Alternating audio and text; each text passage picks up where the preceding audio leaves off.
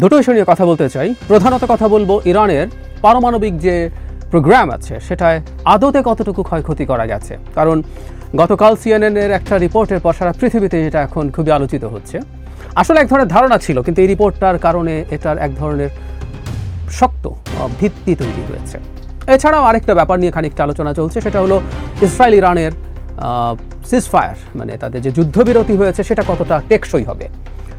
পারমাণবিক প্রোগ্রাম নিয়ে পরের কথা বলছি, কিন্তু যুদ্ধবিরতি নিয়ে এই প্রশ্নটা উঠেছিল, কারণ দুই দল তাদের যুদ্ধবিরতি ঘোষণা করার পরও, মানে ট্রাম্পের মধ্যস্থতা এটা হয়েছে, প্রথম ট্রাম্প ঘোষণা করলেন, তারা দুই পক্ষ মেনে নিলেন, এরপরও খানিকটা আক্রমণ হয়েছে। ইরানের একটা বা দুটো মিসাইল লঞ্চড হয়েছে এবং ইসরায়েল বেশ টাফ জবাব দিয়েছে। এবং খুবই ইন্টারেস্টিংলি ডোনাল্ড ট্রাম্পের তিনি বিমানে ওঠার আগে সাংবাদিকদের সাথে কথা বলছিলেন, কেউ কেউ হয়তো দেখেছেন, তিনি ইরানের উপরে বিরক্তি প্রকাশ করেছেন এবং উনি ইসরায়েলের উপরও খুবই টাফ ভাষায় বিরক্তি প্রকাশ করেছেন এবং উনি খুব শক্তভাবে দাবি জানিয়েছেন, আহ্বান জানিয়েছেন নেতানিয়াহু যাতে তার আইডিএফের ফাইটারগুলোকে ফিরিয়ে নেয়। আমি খুবই বিরক্ত দেখলাম। কিন্তু আমাদের অনেকে মনে করি যে সিজফায়ারটা টিকবে না। আমি অনেকে এভাবে লিখতে দেখছি। আমি ব্যক্তিগতভাবে মনে করি সিজফায়ারটা লম্বা সময় টিকবে। আমি গতকাল যখন কথা বলেছি তখনই জানিয়েছিলাম আপনাদের, সেটা হলো এই যুদ্ধটা চালিয়ে যাওয়ার মতো, যুদ্ধ বা সংঘর্ষ যাই বলি না কেন, এটা চালিয়ে যাওয়ার মতো অবস্থায় আসলে ইরান ইসরায়েল কেউ নেই। দুই দলেরই, দুই দেশেরই কারো বড় কোনো ইনসেন্টিভ নাই যেটার মাধ্যমে তারা আসলে এই যুদ্ধটা চালিয়ে যেতে পারে। প্রত্যেকেরই তার অ্যাপারেন্টলি চাওয়াগুলো পূর্ণ হয়েছে। এখন এগোতে থাকলে দুই পক্ষেরই ক্ষতির সম্ভাবনা আছে। এটা শুধু রাষ্ট্রের ক্ষতি তা না, তাদের অভ্যন্তরীণ রাজনীতি আছে, ক্ষমতা আছে, দুই দেশের কথাই বলছি। তাদের আসলে মেজর ইনসেন্টিভ নাই ইরানের জন্য এটা চালিয়ে যাওয়া। মানে হলো এখন আমেরিকা অলরেডি ঢুকে গেছে। আমেরিকা যেহেতু ঢুকে গেছে, এখন আমেরিকার মানে বেইজে এক ধরনের সিম্বলিক হামলা চালিয়ে এটা শেষ করা গেছে। কিন্তু আমেরিকা যদি আরও মেজর স্কেলে এসে হাজির হয়, তার হাতে অত অস্ত্র নেই যে সে এখন শুধু ইসরায়েল না, অন্য ফ্রন্টেও সে আবার মিসাইল অ্যাটাক করতে হবে। আমেরিকার 17টা ঘাঁটি এবং বড় এবং ছোট মিলে 17টা প্রেজেন্স আছে। সেগুলোতে ক্রমাগত আক্রমণ করতে চাইলে এত ফ্রন্টে যুদ্ধ করা ইরানের জন্য কঠিন হবে। তার যে স্টক পাইল আছে মিসাইলের, সেটাও খুব বড় না। এদিকে ইসরায়েলের কথা আমরা বলেছি যে সে আক্রমণ করতে পারবে, সে যেহেতু ফাইটার দিয়ে আক্রমণ করছে, তার আক্রমণ করা ইরানের মতো এত কঠিন হচ্ছে না। কারণ ব্যালিস্টিক মিসাইলের যেটা হয়, আপনারা বেসিক নিশ্চয়ই বুঝবেন যে একটা ওয়ারহেড পাঠানোর জন্য একটা পুরো রকেট ইঞ্জিন এখানে কাজ করে, সেটা এসে এখানে শেষ হয়। সুতরাং বুঝতেই পারছি আমরা, একটা ওয়ারহেডের সাথে একটা ইঞ্জিন শেষ হয়ে যায়। এটা অনেক এক্সপেন্সিভ, এটাই বলতে চেয়েছি। আর বিমানে করে অনেকগুলো বোমা নিয়ে যাওয়া যায় এবং এটার যে খরচ সেটা অনেক অনেক কম পড়ে প্রতিটা, আমরা যদি এভাবে ধরি যে প্রতি টন এক্সপ্লোসিভ পৌঁছে দেওয়ার জন্য। সো ইসরায়েলের জন্য অ্যাটাক করা ইজ ভেরি ইজি, কিন্তু ওই যে বলছিলাম ইসরায়েল ইরানের অ্যাটাক ঠেকানোর মতো ক্যাপেবিলিটিও প্রবলেমে পড়েছে এবং সেটা ইসরায়েলের জন্য ক্ষতি করবে। সেই জন্য আমি মনে করি এত লম্বা ডিস্টেন্সে তারা একবার করে দেখলে, ইনফ্যাক্ট এটা ভবিষ্যতে দুই দেশ আবার যুদ্ধে জড়াবে, এটা আমরা মোটামুটি নিশ্চিতভাবে বলতে পারি। তার জন্যই দুই দেশ পরস্পরের কে কী করতে পারে, তার কতটা ক্ষমতা, সেগুলোর এক ধরনের পরখ করে নিয়েছে এবং এই জন্য তারা এবারকার মতো থেমে যাবে, এটা আমি সত্যিই প্রেডিক্ট করি। আসি মূল প্রসঙ্গতে, সেটা হলো যে নিউক্লিয়ার ম্যাটেরিয়াল বা নিউক্লিয়ার স্থাপনায় কী ক্ষতি করা গেছে। বিশেষ করে ফোর্দো নিয়ে আমরা অনেক বেশি আলোচনা করেছি।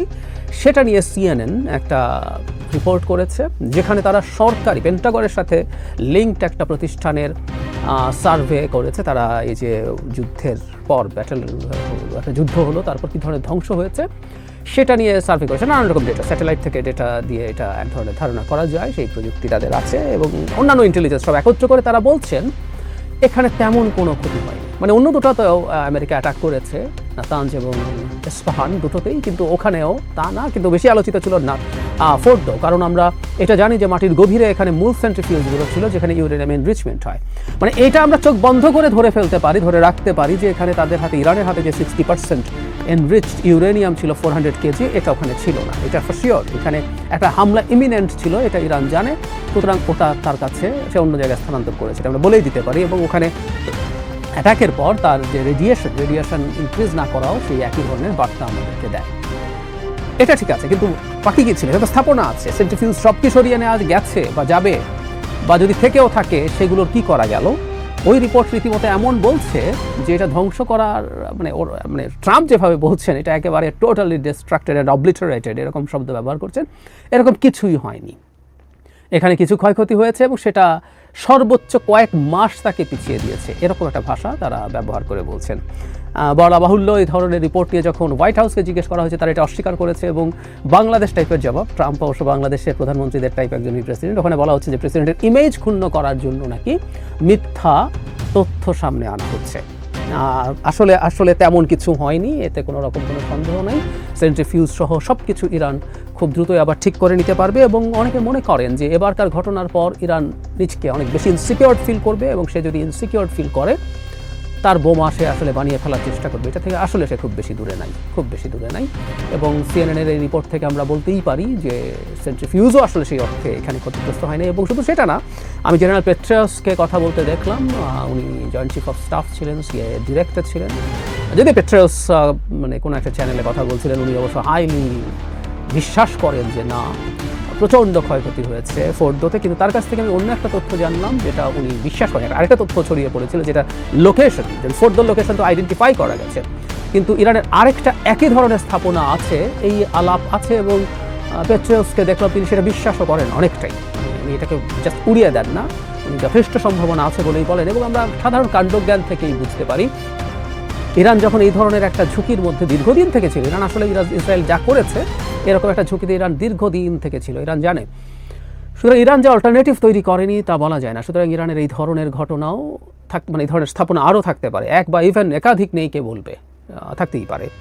তো এই যদি বলি তাহলে আসলে এই যে যুদ্ধ বা সংঘর্ষ যাতে শেষ পর্যন্ত আমেরিকাও ইনভলভ হলো, সেটা আদতে ইরানের এই জায়গায় খুব ক্ষতি করে। ইরানের খুব বেজার একটা ক্ষতি আসলে যেটা তাকে কাটিয়ে ওঠার চেষ্টা করতে হবে, সেটা হচ্ছে তার দেশে ইসরায়েলের গোয়েন্দা সংস্থার উপস্থিতি। এটা শুধু এবার যে তাদের এরকম টপ মানে মিলিটারি চিফ, আইআরজিসির এয়ারের চিফ, নিউক্লিয়ার সায়েন্টিস্ট, তাদের আইআরজিসির ইন্টেলিজেন্স চিফ, এইগুলো যে হত্যা করতে পেরেছে তা শুধু না, দীর্ঘদিন থেকে ইরান এই ধরনের ইসরায়েল এই ধরনের কাজ ইরানের ভেতরে করে গেছে।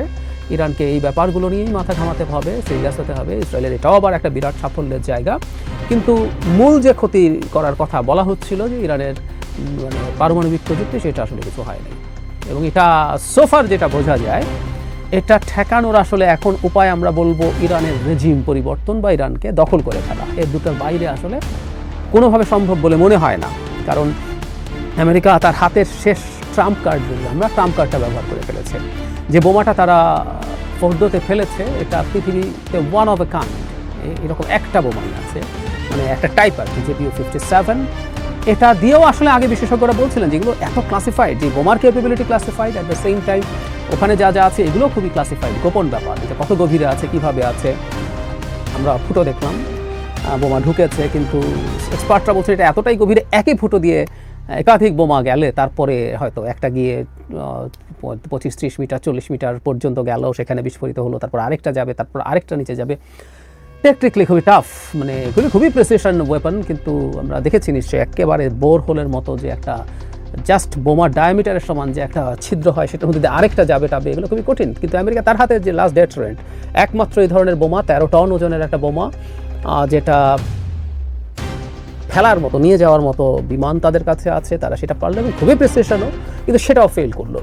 তাহলে আসলে ইরান ভবিষ্যতে আবার নতুন করে যদি এই ধরনের আন্ডারগ্রাউন্ড ফ্যাসিলিটি বানায়, সেটা আরও গভীরে বানাবে, এবং দেখা গেল এটা আসলে খুব বেশি শেষ পর্যন্ত এফেক্টিভ হয় না। তাহলে পথ আছে কি ইরানকে নিউক্লিয়ার ওয়েপন থেকে সরানোর জন্য, ইরানকে দখল করে ফেলতে হবে স্থলকেন্দ্র নামিয়ে। এটাও প্রায় ইম্পসিবল বা খুবই ক্ষয়ক্ষতির ব্যাপার। এটা হচ্ছে অ্যাটলিস্ট ইরাক এবং আফগানিস্তানে এটা দেখেছে। আর এটা হচ্ছে ইন্টারনাল কোনো কিছু করিয়ে ইরানের এই রেজিমের পতন ঘটানোর চেষ্টা করা। যেই রেজিম নতুন আসবে তারা ইরানের নিউক্লিয়ার প্রোগ্রাম থেকে পুরোপুরি সরে আসবে স্বেচ্ছায়, তারা তাদের সব ফ্যাসিলিটি ওয়েস্টকে দেখাবে, সেখানগুলো সব ধ্বংস করবে, সেগুলো সব নিয়ে আসবে, তার সমৃদ্ধ যে ইউরেনিয়াম সেটাও সে তার কাছে রাখবে না। এই ধরনের একটা সরকার ইসরায়েল এবং আমেরিকার জন্য লাগবে সামনে, এবং সেটা অবশ্যই বাইরে থেকে অ্যাটাক করে, প্রয়োজনে কিছু অ্যাটাক করা হবে অস্থিরতা তৈরির জন্য, কিন্তু মূলত ইন্টারনাল কিছু চেষ্টা সেটাই হবে। এবং বলা বাহুল্য ইরান নিজেও এটা জানে, ইরান যেহেতু নিজেও এটা জানে, ইরান এবার একটা পাল্টা ব্যবস্থা, বিশেষ করে মোসাদ ইসরায়েলের গোয়েন্দা সংস্থার তৎপরতা কমানোর জন্য সর্বোচ্চ চেষ্টা করবে। তারা এখন ধরপাকড় শুরু করেছে, কিন্তু আমি প্রায় একটা কথা বলি যে এটা তো এবার হঠাৎ করে হয় নাই। এর আগে তাদের নিউক্লিয়ার প্রোগ্রামের চিফকে হত্যা করা হয়েছে 3-4 বছর আগে এক অবিশ্বাস্য কায়দায়, তো তারপরও তো তাদের যথেষ্ট সিরিয়াস হওয়ার কথা ছিল।